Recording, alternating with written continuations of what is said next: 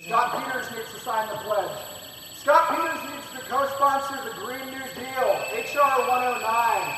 The protest began in the courtyard of the La Jolla building that houses the congressman's office.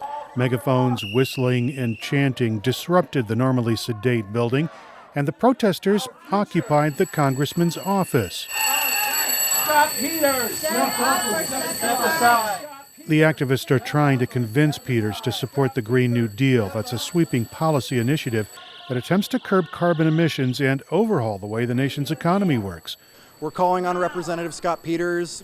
Protester Peter Sloan says the group wants to raise the alarm about climate change. We're in a planetary emergency, and the science has been known for decades, but our political leaders just aren't acting on it, and it's time for them to really step up or step aside. Peters hasn't shown much flexibility on the issue. In an August interview with KPBS, the lawmaker said he didn't agree with the Green New Deal because it's too broad and doesn't contain any actual legislation. I don't think it's bold, and I don't think it's action. Look, I totally support the enthusiasm that it's brought.